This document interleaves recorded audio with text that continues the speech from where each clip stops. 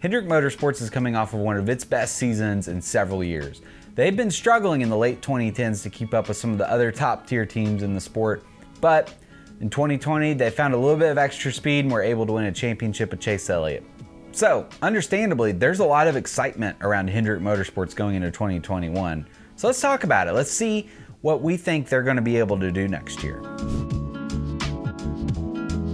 First off, one of the biggest stories from this fall is that they've signed Kyle Larson, and that is a huge deal because Kyle Larson, frankly, is one of the most talented drivers in NASCAR right now, just plain and simple.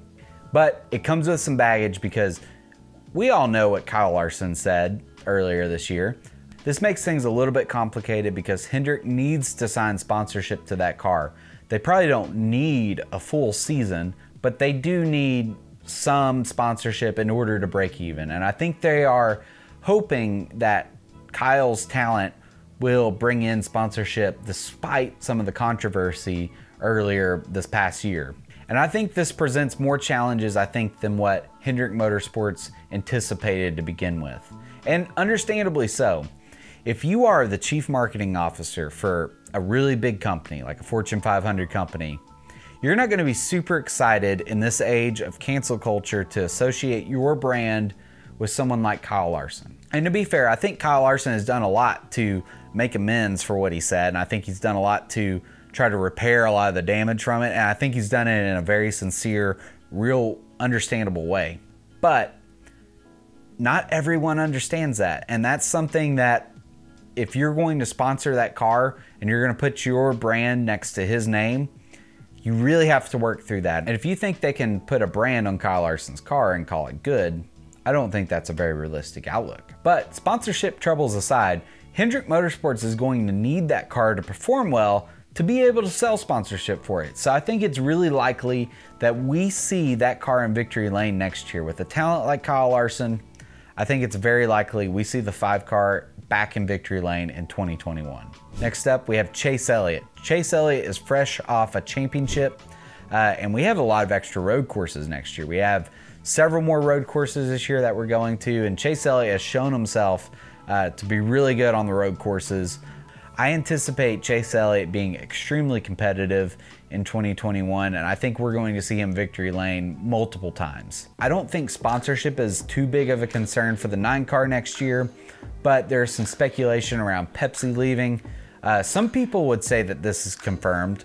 I would not say it's confirmed. Bob Pockers on Twitter has said that he doesn't expect them to re-sign with Hendrick Motorsports. There's a chance that they may just still be kind of negotiating out a deal, or they might be moving to a different team, which is also plausible.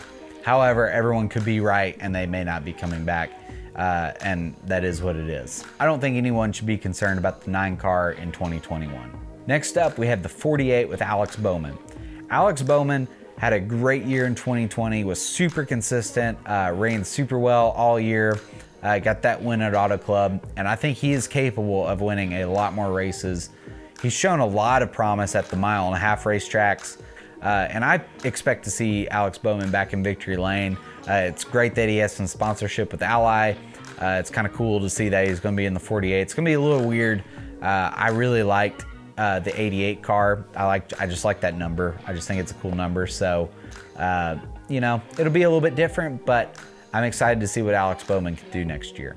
And last up, we have William Byron in the 24 car. William Byron is a great talent, I think, but it's taken him a while to get up to speed in the Cup Series. And I think this is about the year for William Byron, where he needs to show that he can contend for wins week in and week out. I want to see William Byron do well, and I think he has the talent. It's just getting up to speed. The learning curve once you get to the Cup Series just seems so extreme these days. You know, the amount of experience and talent that you are up against once you get to the Cup Series is just unparalleled. So I think this is the year that William Byron needs to show us that he deserves to be in the 24 car. But let me know what you think in the comments. And if you like this video, subscribe to my channel and hit the bell icon so you know when I upload new videos. And you can follow me on Twitter or Instagram. I have links for those in the description below. But until next time, my name's Tyler, this is Tight End Loose Off, and I'll see you later.